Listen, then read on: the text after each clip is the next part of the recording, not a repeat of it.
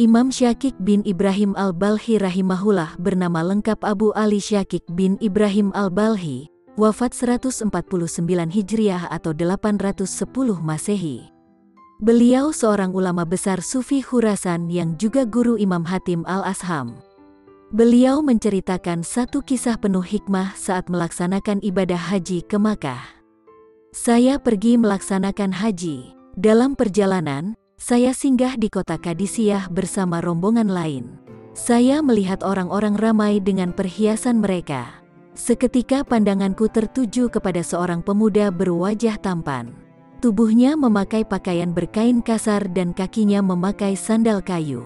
Pemuda itu duduk sendirian tersisih dari keramaian. Saya berkata dalam diriku bahwa si pemuda itu berpura-pura hendak menjadi seorang sufi. Ia nanti akan menjadi beban terhadap orang lain. Saya akan mendapatinya, mengujinya dan mencela atas kepura-puraannya.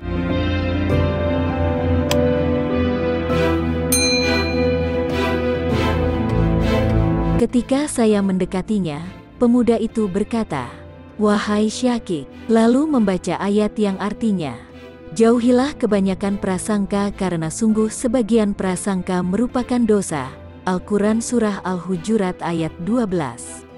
Lalu pemuda itu beranjak meninggalkanku. Saya berkata dalam diriku, sungguh kejadian tadi merupakan sebuah perkara besar, luar biasa. Bagaimana mungkin ia berbicara atas apa yang terbetik dalam hatiku? Ia juga menyebut namaku padahal saya tidak pernah bertemu dengannya. Pasti ia di antara hamba yang soleh. Saya kemudian mengejarnya dari belakang, tetapi ia telah hilang dari penglihatanku. Ketika kami singgah di Waqisyah, saya bertemu lagi dengan pemuda itu. Ia sedang salat dalam keadaan anggota badan bergetar dan air matanya mengalir. Saya lalu duduk di dekatnya, menunggu ia selesai salat dan dalam hatiku mengatakan bahwa mesti meminta maaf atas kesalahanku karena mungkin telah membuatnya tersinggung. Setelah salat, ia menoleh kepadaku sambil berkata, "Wahai Syakik," lalu membaca firman Allah yang artinya, "Dan sungguh aku maha pengampun bagi orang yang bertaubat, beriman dan beramal soleh, kemudian tetap di jalan yang benar." Al-Quran Surah Toha ayat 82. Lalu ia beranjak meninggalkanku lagi.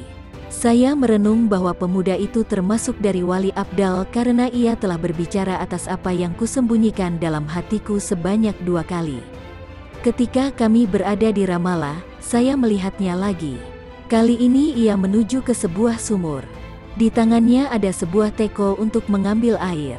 Karena air dalam sumur agak jauh untuk dijamah, tak disangka teko itu terlepas dari tangannya dan jatuh ke dalam sumur.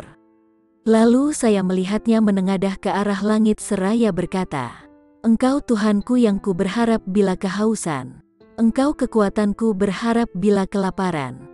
Setelah ia berdoa, demi Allah, saya melihat air sumur itu berangsur naik. Pemuda itu lalu mengambil teko yang tadi terlepas dari tangannya. Lalu berwudu dan melaksanakan salat 4 rakaat. Setelah salat, ia mengambil segenggam pasir dan dibubuhnya ke dalam teko itu serta diaduk dengan air, kemudian ia meminumnya. Saya menghampirinya dan mengucapkan salam. Ia pun menjawab salamku. Lalu aku berkata kepadanya, "Berikanlah kepadaku sebagian dari nikmat Allah Ta'ala yang diberikan kepadamu." Pemuda itu menjawab, "Wahai Syakik, tidak terhitung nikmat Allah yang diberikannya kepada kita, ada nikmat zahir dan juga nikmat batin. Oleh karenanya, berprasangka baiklah kepada Tuhanmu." Pemuda itu memberikan tekonya dan saya pun meminumnya. Rasanya seperti bubur yang manis. Demi Allah, belum pernah aku merasakan yang lebih lezat dan lebih harum daripada itu. Saya mencicipinya hingga kenyang. Bahkan setelah mencicipi itu, saya merasa tidak ingin makan dan minum hingga beberapa hari. Kemudian saya tidak melihatnya lagi hingga kami berada di Makkah. Pada suatu malam di Makkah, saya melihatnya di dekat kubah air. Ia sedang melaksanakan salat saat pertengahan malam dengan khusyuk seraya menangis. Ia tidak beranjak hingga malam berlalu. Ketika fajar terlihat, ia pun duduk di musala dan bertasbih kepada Allah. Kemudian setelah melaksanakan salat subuh, ia bertawaf mengelilingi Ka'bah 7 kali. Setelah itu ia pergi, lalu saya mengikutinya. Di tengah jalan, saya melihat orang-orang mengelilingi pemuda itu dan menyampaikan salam kepadanya. Saya pun bertanya kepada sebagian orang yang kulihat berada di dekatnya, siapakah pemuda itu?